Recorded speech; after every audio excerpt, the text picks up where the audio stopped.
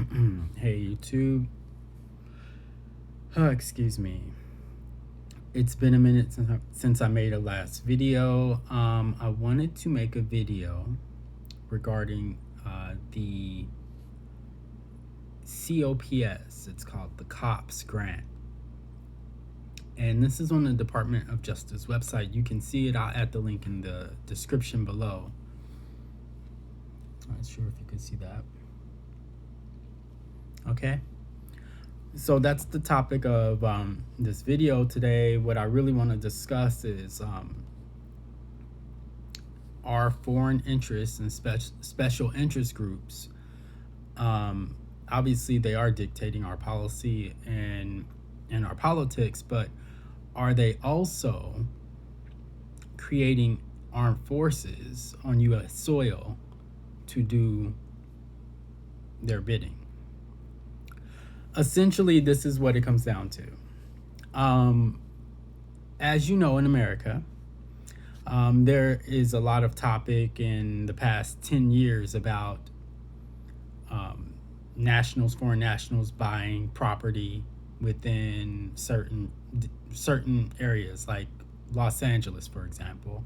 Hawaii, for example, has a high population of Chinese foreign nationals who buy property, as well as Japanese foreign nationals, as well as just any other country that might purchase property or houses, homes, hotels. They are essentially buying in or opting into what we're going to be talking about. And this is, again, the COPS grant. Okay? So what COPS stand for is community-oriented policing, right? I will read the first paragraph, and it says, if you're a state, local, tribal, or territorial law enforcement agency, then you should explore our funding opportunities. As the leading community policing experts at the U.S. Department of Justice, we're invested over $14 billion in community policing since Congress established our office in 1994. So we invite you to learn about our various grant programs, some of which are available to non-law enforcement agencies. Read about our current grantee successes and plan to apply for funding to support your community policing efforts. Okay, so they have what they call open solicitations. So there is the grant, and then there are solicitations that you get money for, I guess, certain things that they combat. For example, there is the COPS Anti-Heroin Task Force, and that is AHTF. We're not talking necessarily about the police. It's important that you understand and you distinguish the two, because COPS is the community-oriented policing. It can be confusing. The police department, however, is your local jurisdictional police. So what is important in these distinctions is that, let's say, for example, I'm going to put Hawaii as an example. The grantee that was awarded the COPS grant was Honolulu Police Department. However, in another locale, another jurisdiction, it may be, what did we just read under the grants? It may be other law enforcement agency, other or non-law enforcement agencies like security firms, right? So now we're kind of seeing how this is working. This is tying into the bigger issue, the things that people are experiencing, and how this can be used to violate terrorist screening watch lists, put people on terrorist screening watch lists as acts of revenge, acts of human trafficking, acts of whatever.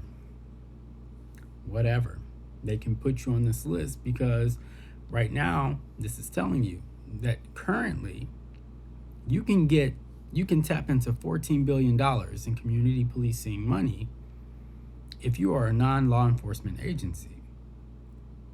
And if you're a non-law enforcement agency, you're not voted in. You're not voted in. You know what I'm saying? Like a prosecutor? No, there's no oversight.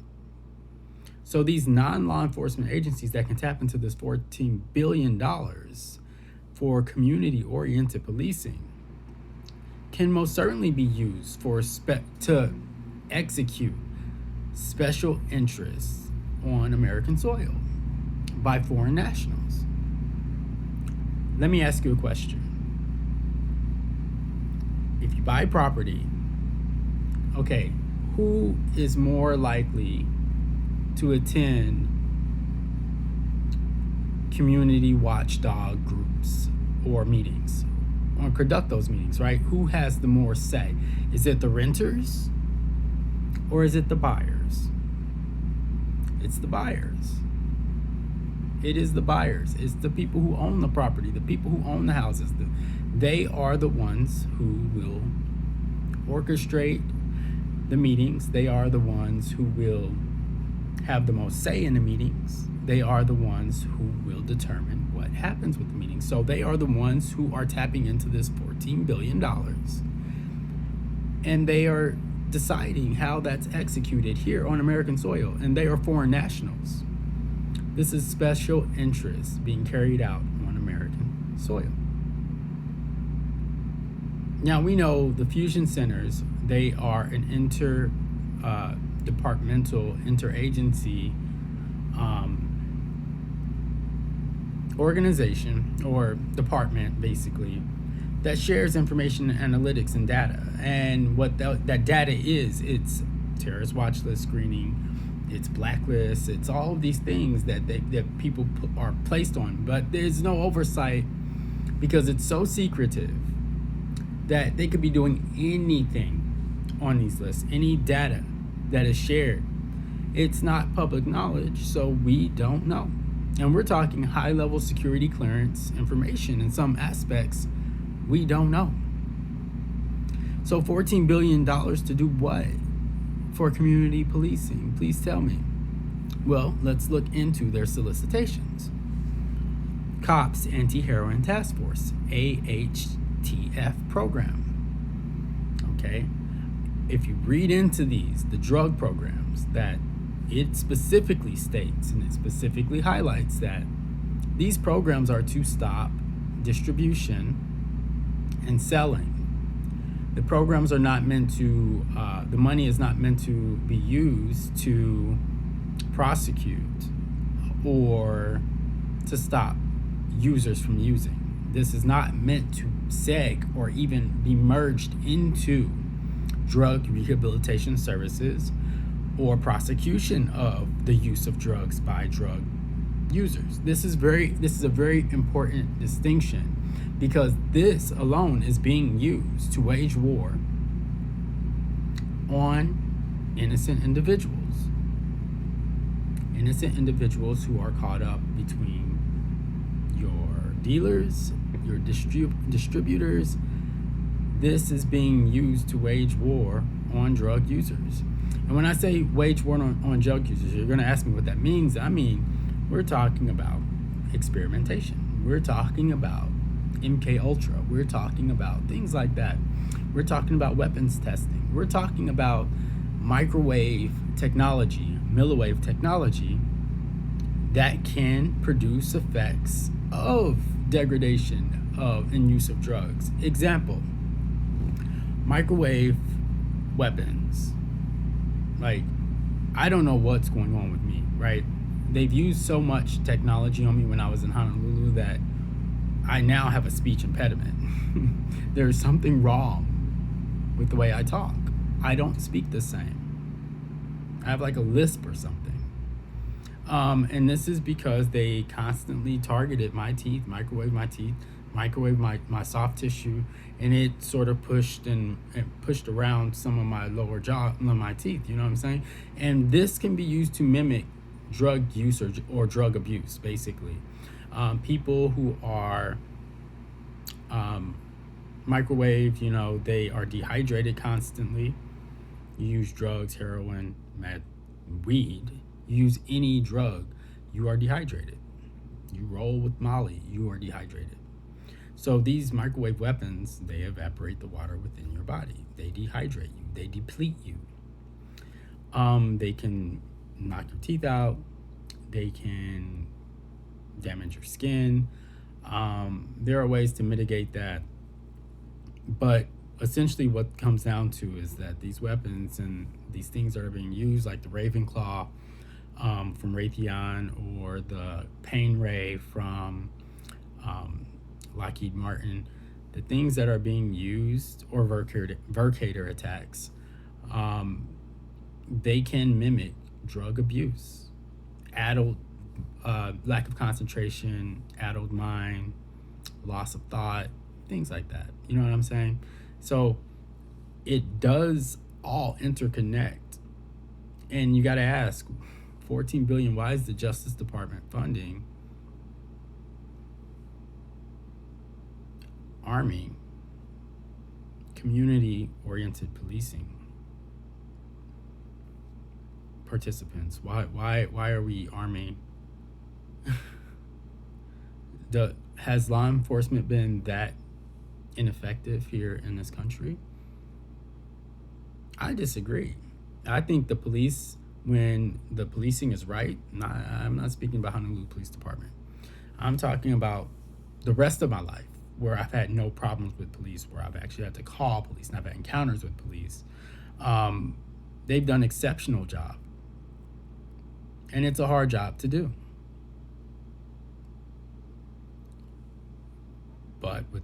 So I'm asking the Justice Department, they are injecting 14 bill.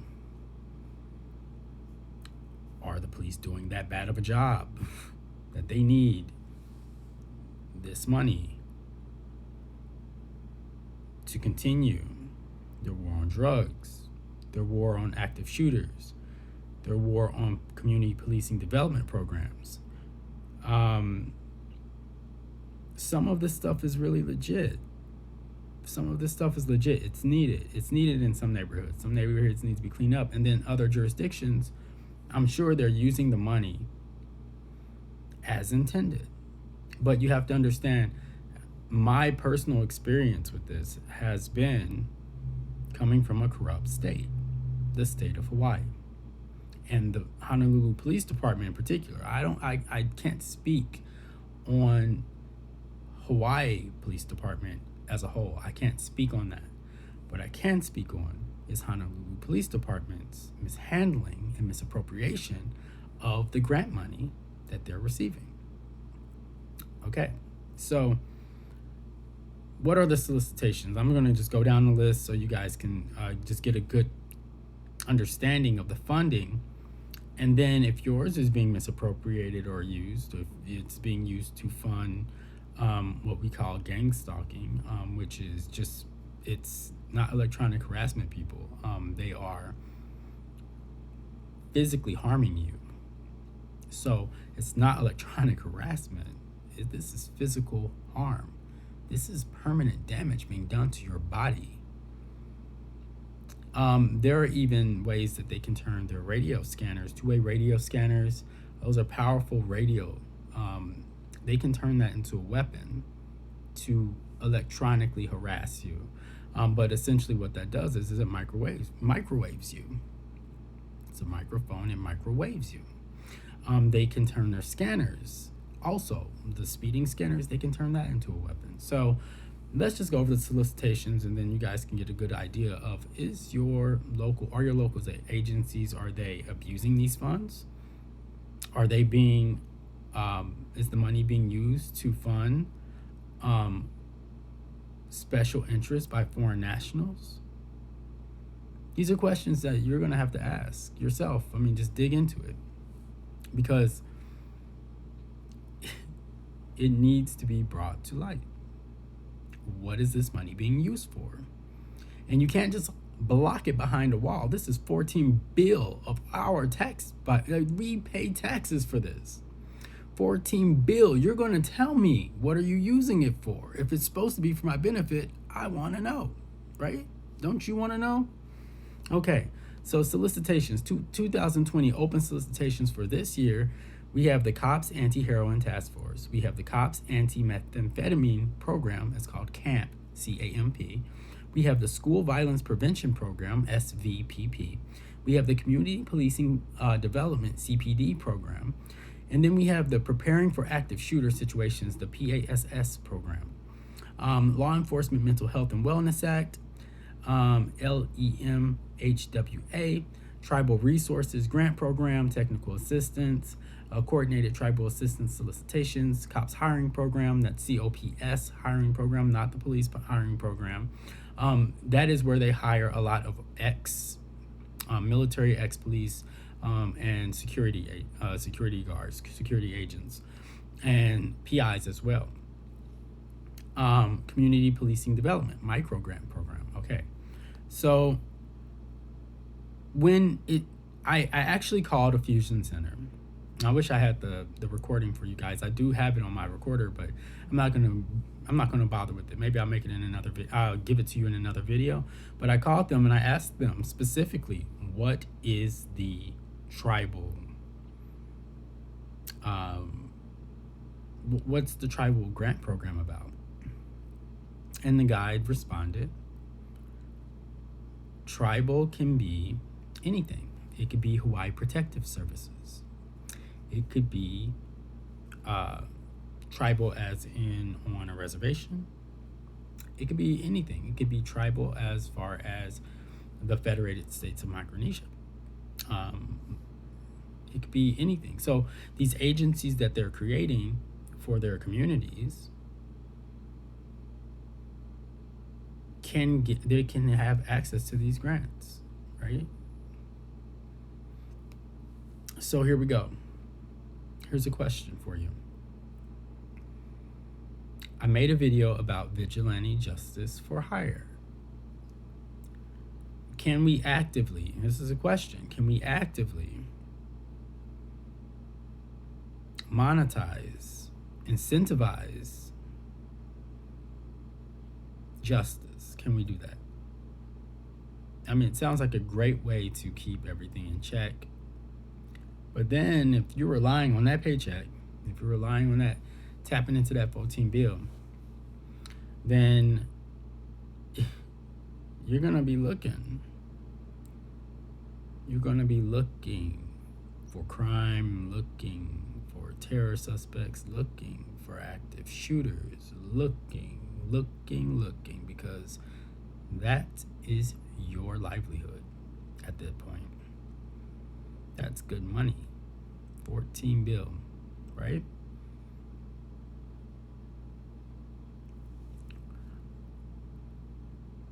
Again, these funds may or may not be used for appropriate situations, things like that. I can't speak on other jurisdictions. I can't speak on that. But what I can speak on is what was happening in Hawaii. So let's look at their anti-methamphetamine program. Okay.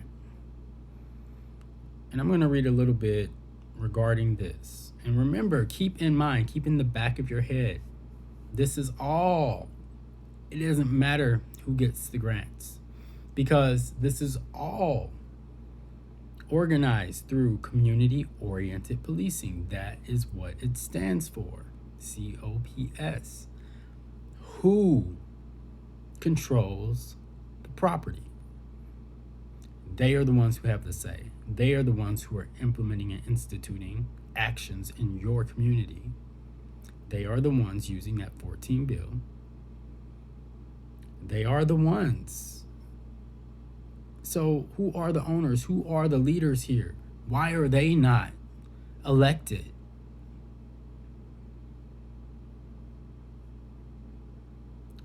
It's a circumvention of justice. It's a circumvention of the electoral process.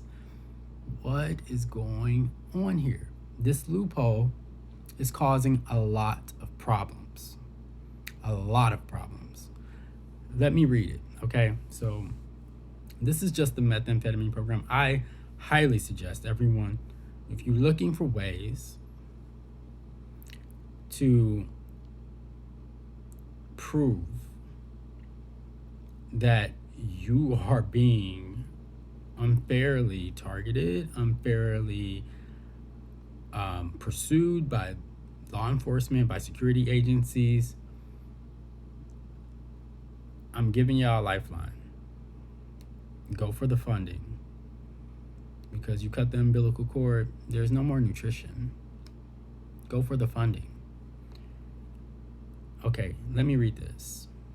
The COPS anti-methamphetamine program is a competitive grant solicitation open to state law enforcement agencies with multi-jurisdictional reach and interdisciplinary team task force structures in a state with high seizures of precursor chemicals, finished methamphetamine laboratories, and laboratory dump seizures, right? Approximately $13 million in funding is available for the 2020 year.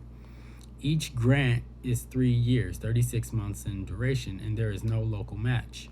Applicants must request at least $1 million, and the recipients may receive a maximum of 2. To be eligible, applicants must have primary authority over state seizures of methamphetamine, have high seizures of precursor chemicals, finished product, we already went over that, use the funds for investigative purposes to locate or investigate illicit activities related to the manufacturing or distribution of methamphetamine, including precursor diversion laboratories or methamphetamine traffickers. Submit a budget request of at least $1 million. Here is the caveat. CAMP may not be used to fund treatment programs or to prosecute methamphetamine-related activities. To apply for funding, applicants must have a DUNS number. DUNS numbers are required of all agencies requesting federal funding and have an active registration with the System for Award Management database. SAM replaces the Central Contractor Registration, the CCR database, as a repository for standard information about federal finance assistance applicants, recipients, and subrecipients. Applicants must update or renew their SAM registration annually to maintain an active status, okay?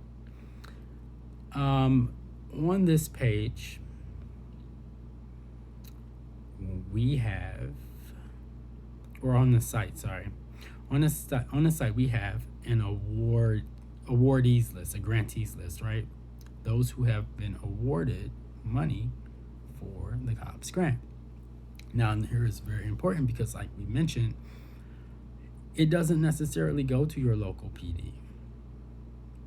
It doesn't necessarily go to your local PD. They stated that it can be other agencies. So it is very important that if you are experiencing things and you believe that it is somehow tied to this funding, to the community-oriented policing, then it is important that you read the requirements for these grants. What are the requirements? Well,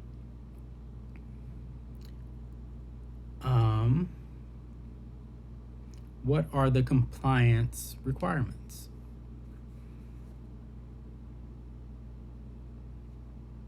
One second, it's pulling up, it's thinking.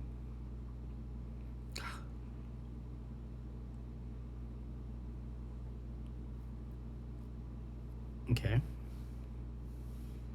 What are the compliance requirements? Let's see.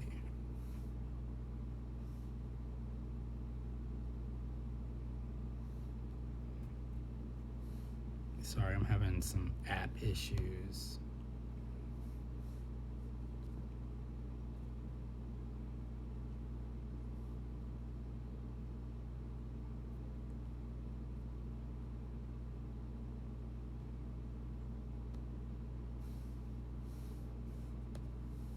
All right, it's not downloading, but one of the requirements that I read earlier, it was civil rights. that old thing, that little thing, civil rights, civil liberties, the the not big deal thing, you know. They're giving handouts. They're giving um, they're giving handouts. They're giving instruction on how not to tread all over those things, those little insignificant um, rights that we have, you know, the tiny things. But these local jurisdictions, that's exactly what they're doing. These agencies within these jurisdictions that are getting these grants, they are treading all over civil liberties. They are violating the TSC, the Terrorist Screening Watch List. I mean, the Terrorist Screening Center's watch list or database in the National Crime NCIC. They are inducting people into this. They are inducting people to FISA court, um, and it's being used as a way to fund criminal activity, um, put people on revenge lists, destroy people's lives, and ultimately, again,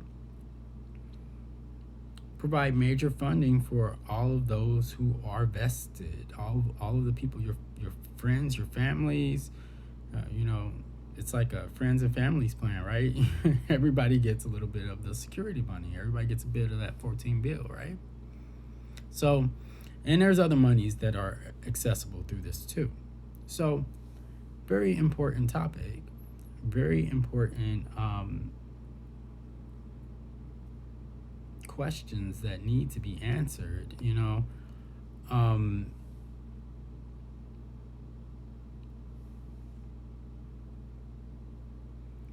check out the site. It's very interesting. You know, they have the cops training portal.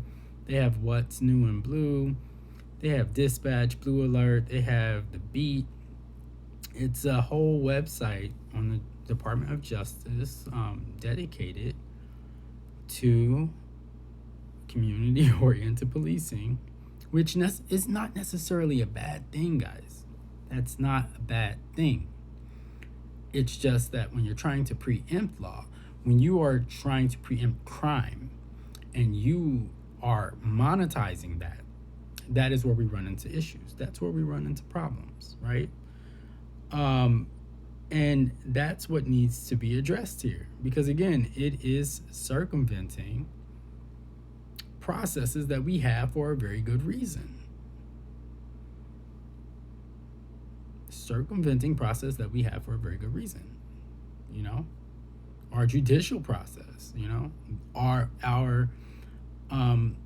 process of equal protection, our constitutional rights, the fundamental workings of the United States of America. And this is happening in other countries too. You know what I'm saying? So like these policies, they have been created and drafted to enact, essentially, I believe, foreign special interest by foreign nationals on American soil. I truly believe that. Especially in Hawaii. Especially in Hawaii. And the concern that I have is when I'm looking at the criminality of everything I've gone through, the criminality of the police department, the criminality of the state, the criminality of the program and how the award money was used and how it's being funded and bankrolling all of these security firms to essentially do the bidding of the Honolulu Police Department when the Honolulu Police Department is so corrupt. The Kealoha thing is a scratch on the surface. We're scratching on the surface.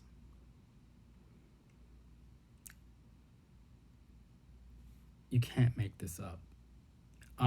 Just look into it. Who is spearheading your community-oriented policing programs? Who owns the property? Who sits on those boards? How is that money being used? And are they following the compliance stipulations for the grant money.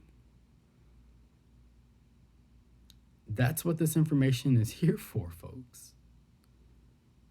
Are they following the compliance regulations for the grants that they're receiving money for? Are they abiding by the Constitution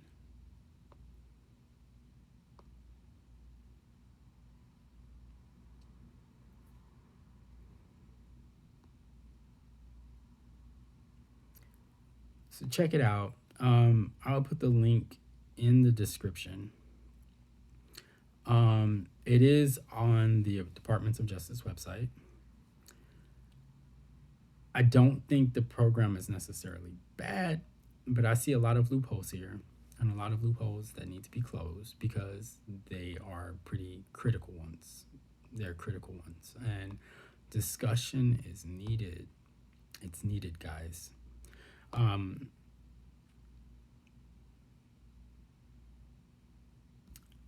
I'll let you go. Hopefully, you guys look into it. You come to your own conclusion. You read through the documents, all of these documents, they're very important. And you do some research about where you live, what you're experiencing. Do that research. Where do you live? Who were the awardees for 2019? Who were they? How was that money used? And who's spearheading it? And who's in charge?